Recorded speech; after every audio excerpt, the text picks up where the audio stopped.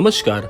आप सभी के अपने चैनल जय गुरुदेव उत्तराखंड पर एक बार फिर से बहुत बहुत स्वागत है। कामना करते हैं कि आप और आपके परिजन सभी स्वस्थ होंगे। इसी कामना के साथ आइए बढ़ते हैं आज के इस दिव्य क्रमांक की ओर। हर घर एक मंदिर है, पर कभी कभी उस मंदिर में छुपा होता है एक राक्षस। वो हंसता है, बात करता है, खाना खाता है, पर भीतर से भरा होता है विष से। आज हम उसी सदस्य की बात करेंगे जो आपके घर में रहकर आपसे बदला लेने की ताक में है। चालबाज है, कपटी है, पर मुखौटा ऐसे पहन रखा है कि पहचान पाना बहुत कठिन है। और आज इस रहस्य को खोलने जा रहे हैं हम नीम करौरी बाबा के मार्गदर्शन में। बाबा ने कहा था, जब अपने ही पराये हो जाएं तो मौन रहकर देखो, सत्य खुद सामने आएगा। इसीलिए आप तक भी आज का ये क्रमांक पहुंचा है तो आप बहुत ही भाग्यशाली हैं, क्योंकि महाराज जी की मर्जी है कि आपको इस राक्षस की गलत चालों से बचाया जाए और आपके जीवन में खुशियां भर दी जाएं। तो इसीलिए क्रमांक की एक एक बात को बड़े ध्यान से समझिएगा ताकि संपूर्ण जानकारी आपको प्राप्त हो सके। तो आइए बढ़ते हैं आज के इस दिव्य क्रमांक की ओर। यहाँ पर सबसे पहले एक प्रश्न उठता है कि घर का सदस्य कौन हो सकता है जो आपके बारे में खराब चालों को चलने का प्रयास कर रहा है। हर घर में कुछ चेहरे ऐसे होते हैं जिनके मन में द्वेष पलता है, कभी पुरानी विवादों से, कभी ईर्ष्या से, कभी आपसे मिल रहे सम्मान से। ये सदस्य कोई भी हो सकता है, आपका भाई, बहन, चाचा या मामा, या फिर कोई ऐसे जिसने तुम्हें अपना माना हो। नीम करौरी बाबा ने कहा था, विश्वास वह शीशा है जो एक बार टूट जाए तो जोड़ने पर भी दरार छोड़ देता है। ये सदस्य आपके विश्वास की दरार में ही चाले बुनता है। आइए अब जानते हैं बदले की आग कैसे जन्म लेती है, कैसे ये आपके खिलाफ हो गया है। बदले की भावना कोई एक रात में नहीं उभरती, ये भीतर ही भीतर जलती रहती है वर्षों तक।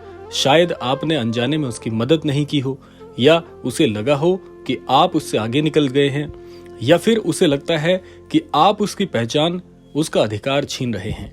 बाबा नीम करौरी कहते थे, जिसके भीतर प्रेम नहीं वो अपनों का भी शत्रु बन जाता है, और वही शत्रुता बनती है एक चालबाज का जन्म। आइए अब जानते हैं कि इस चालबाज की पहचान कैसे करें, कैसे जानें कि ये कौन है जो आपके पीठ पीछे गलत चालों को चल के आपकी छवि खराब कर रहा है। चालबाज व्यक्ति बाहर से बहुत मीठा होता है, लेकिन भीतर से विषैला। उसके लक्षण कुछ ऐसे होते हैं, हर समय दूसरों की बुराई करना, आपके खिलाफ धीरे धीरे बातें फैलाना, आपके निर्णयों पर हमेशा संदेह करना और दूसरों को संदेह में रखना, परिवार में आपसे अलग थलग करने का प्रयास करना, आपको अलग थलग करने का प्रयास करना। बाबा कहते थे, जो सच्चा हो वो सबको जोड़ता है, लेकिन जो कपटी है वो तोड़ने का काम करता है। इसलिए आपको सजग रहना है, शब्दों से नहीं भावों से समझना है कि कैसे कौन सा व्यक्ति आपके लिए गलत सोच रखता है। आइए अब जान लेते हैं नीम करौरी बाबा का दृष्टिकोण और कैसे इस परेशानी से छुटकारा पाया जाए। बाबा हमेशा मौन की शक्ति पर बल देते थे।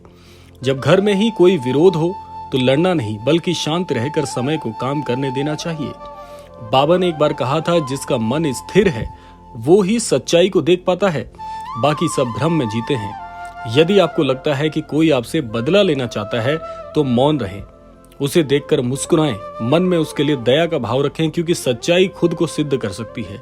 ऐसा समझें कि वो किसी बीमारी से ग्रसित है, लेकिन ये उसका सच्चा स्वभाव नहीं, क्योंकि सबका सच्चा स्वभाव तो ईश्वर के स्वभाव के समान होता है।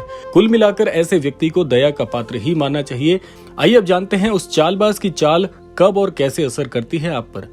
चालबाज हमेशा तब वार करते हैं जब आप कमजोर होते हैं, मानसिक रूप से, भावनात्मक रूप से। जब घर में झगड़े बढ़ते हैं, जब आप अकेले पड़ने लगते हैं, जब रिश्तेदार आपसे दूर होने लगते हैं, यही समय होता है जब वो आपके खिलाफ माहौल बनाता है। बाबा कहते थे, जो गिराने आया है वह खुद गिरेगा, जो डरा रहा है वो भीतर से खुद डरा हुआ है। इसीलिए आपको बस खुद को स्थिर रखना है, चालबाज की चाल खुद ही उल्टी पड़ जाएगी। आइए जानते हैं इनके प्रभावों से अपनी आत्मरक्षा कैसे करें। आत्मरक्षा का मतलब है अपने मन को शक्ति देना। प्रातः बाबा का ध्यान करें, हनुमान चालीसा का नियमित पाठ करें, उस सदस्य के प्रति क्रोध नहीं करुणा रखें। बाबा ने कहा था, शत्रु से नफरत नहीं नम्रता से जीत लो, क्योंकि वह नफरत ही उसकी कमजोरी है। चालबाज की कोई चाल आपके मन की शक्ति से नहीं टकरा सकती, ऐसा भाव मन में रखना चाहिए। अंत में न्याय होता है। ये संसार कर्म का बंधन है। चालबाज चाहे कितनी भी योजना बना ले, वो अंततः अपने ही जाल में फंसते हैं। बाबा ने अनेक बार उदाहरणों से समझाया था कि सत्य को छुपाया नहीं जा सकता और असत्य को टिकाया नहीं जा सकता। यदि आप शांत हैं, यदि आप सच्चे हैं और बाबा के चरणों में आस्था रखते हैं, तो वह सदस्य जो आपसे बदला लेना चाहता है स्वयं ही उजागर हो जाएगा। एक बार अंतर मन से ध्यान अवस्था में ऐसे व्यक्ति के चेहरे को पहचानने का प्रयास करें। अपने जीवन में, अपने परिवार में नजर डालकर देखें कि ऐसा कौन सा व्यक्ति है जो आपकी तरक्की से चिढ़ता है, जो आपकी आगे बढ़ने की प्रवृत्ति से बहुत ज्यादा दुखी रहता है। आपको उसका चेहरा धूमिल ही सही लेकिन दिखाई जरूर देगा। नीम करौरी बाबा का संदेश है कि हर इंसान को क्षमा दो, लेकिन मूर्ख मत बनो।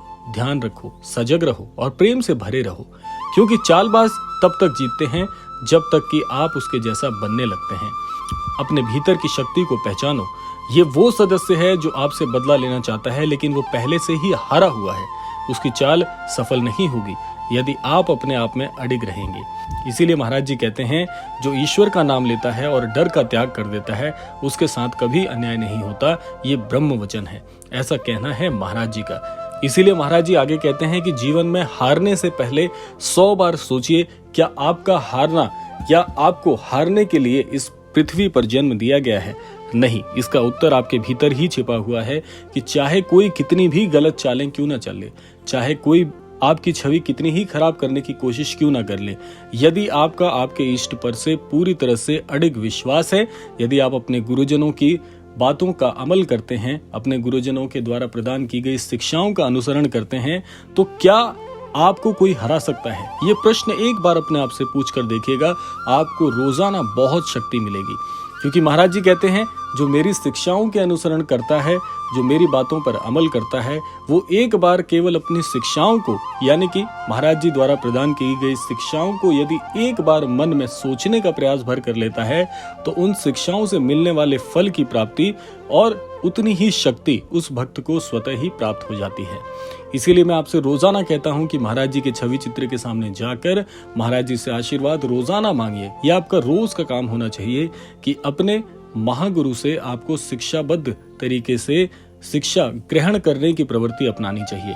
ऐसा करने से आपको शक्ति मिलती है, आप किसी भी बाहरी नकारात्मक शक्ति के प्रभाव में नहीं आते और ऐसी नकारात्मक शक्तियां आपसे टकराकर स्वयं ही सकारात्मक हो जाती हैं।